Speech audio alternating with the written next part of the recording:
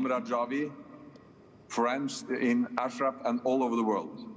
I am tremendously honored and pleased to participate in this very important online meeting. I would like to congratulate the NCRI, PMOI, and Madam Rajvi for the very successful global summit that was held 2 days ago, with an amazing impact on everyone who heard the news inside and outside Iran. That summit was a good indication of strong internal roots of the Iranian resistance movement led by Mrs. Rajvi, as well as international support. The topic for today's meeting, the call for justice for the 1988 massacre that remains unpunished, is very important. Without accountability, the Iranian regime's crimes will continue. This is a regime that is used to have no rule of law.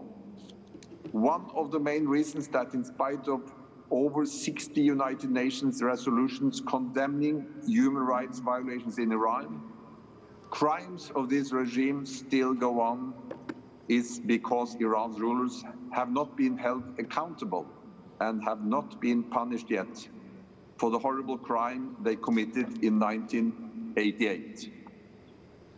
Murder, which I think is very important at this moment. There is a truth in the 1988 massacre, or I must say this genocide. The truth is, Iran's criminal rulers massacred those affiliated with the PMOI because the PMOI's goal was extremely popular amongst the Iranians. After the massacre, they tried to conceal these truths by Goebbels' kind of big lies. They murdered 30,000 political prisoners, mostly of the PMOI, in 1988. Then they started bullying everyone in the country not to use the word PMOI, or they could lose their heads. Then they started telling the West the big lie that the PMOI was not popular in the Iranian society, and this is what we hear all the time today.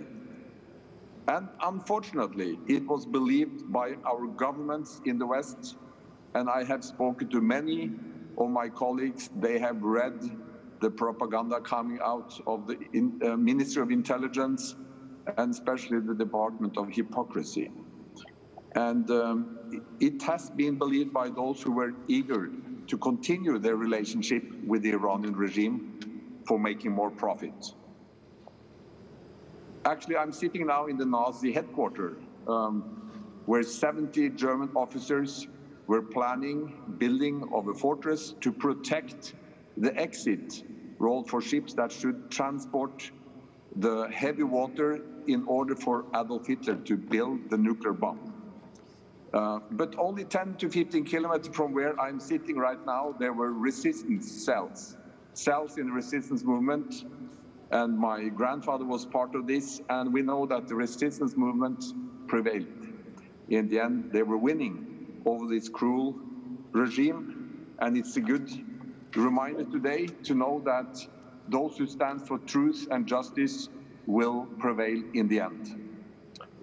The Nazi philosophy is in use every day in Tehran, and it's being spread all over the world.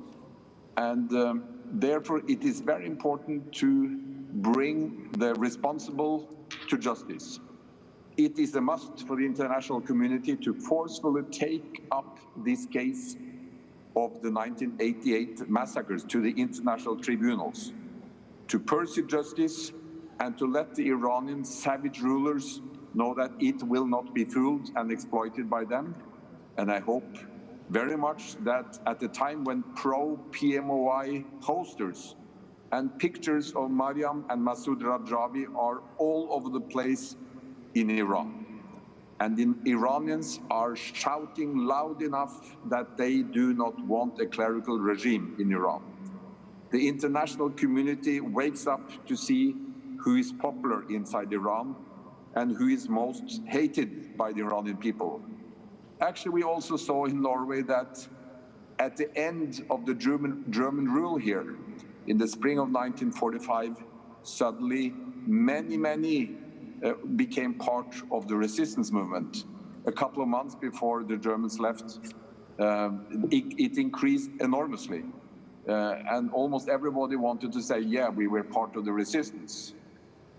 So this brings an ethical duty for the United Nations, the United Nations Human Rights Council, and the United Nations High Commissioner for Human Rights to seek justice for the 1988 massacre. I wish you all the best for the continued struggle.